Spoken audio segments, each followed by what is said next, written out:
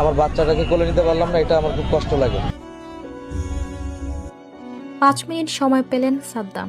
কারা ফটকে চোখের জলে স্ত্রী সন্তানকে শেষ বিদায় জানালেন। বাগেরহাট ছাত্রলীগের সভাপতি জুয়েল হাসান সাদ্দাম 5 আগস্টের মামলায় তাকে কারাগারে রাখা হয়েছে। তার স্ত্রী কানিজ সুবর্ণা বারবার জামিনের আবেদন করেছিলেন। কয়েকবার আশ্বাসও দেওয়া হয়েছিল, কিন্তু শেষ পর্যন্ত কোনো জামিনই মেলেনি সাদ্দামের। অসহ্য অপেক্ষা, অনিশ্চয়তা আর চরম মানসিক চাপের ভেতর 9 মাসের শিশুকে বুকে নিয়ে অন্যের পথ বেছে নেন কানিজ সুবর্ণা। 9 মাসের শিশুকে পানিতে চুবিয়ে হওয়ার পর নিজেকে ফ্যানের সাথে ঝুলিয়ে শেষ করে দেন। স্ত্রী সন্তানের জানাজা দাফনে অন্তত একবার উপস্থিত থাকার জন্য সাদ্দামের পরিবার প্যারোলে মুক্তির আবেদন করেছিলেন, সেটিও মঞ্জুর করা হয়নি। এরপর স্ত্রী সন্তানের নিথর দেহ কারাগারে নিয়ে যাওয়া হয় শেষবারের মতো দেখার জন্য।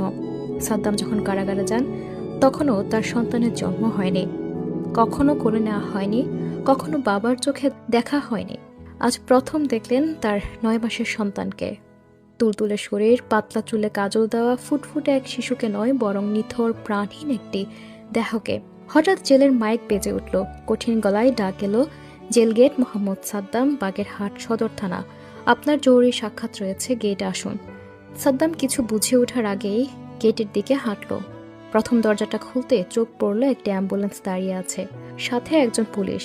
নিস্তব্ধ কণ্ঠে সে জানালো ঘটনা আর বলল, মাত্র 5 মিনিট সময় তোমার, শুধু স্ত্রী আর সন্তানকে একবার দেখার জন্য।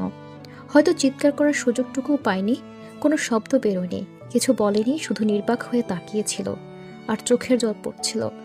কি ভয়াবহ দৃশ্য! নিজের প্রিয় সহধর্মিণী আর কখনো কোলে না নেওয়া একমাত্র সন্তানের কবরে এক মুঠো মাটি দেওয়ার অধিকারটুকু সে হারিয়ে ফেলেছে। যে সন্তানের জন্মের সময় সে জেলে ছিল, যাকে কোনোদিন বাবা বলে ডাকতে শুনেনি, আজ প্রথম দেখল, কিন্তু জীবিত নয়, নিথর। এখন সাদ্দাম কি করছে? হয়তো চোখ দুটো এতটাই ক্লান্ত, যদি একটু ঘুমিয়ে যেতে পারত, কিন্তু এমন ঘুম কি আসে? সাদ্দামের পরিবার জানায় সরকারের কাছে তারা আবেদন করেছিল কয়েক ঘন্টা প্যারোলে মুক্তির, যাতে অন্তত জানাজায় অংশ নিতে পারে, কিন্তু মুক্তি মেলেনি সাদ্দামের।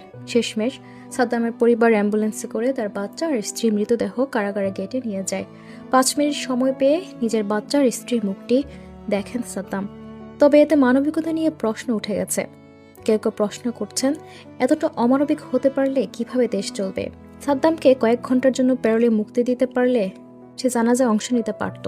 সে যদি পৃথিবীর সবচাইতে বড় অপরাধীও হয়, তার এই অধিকার আছে।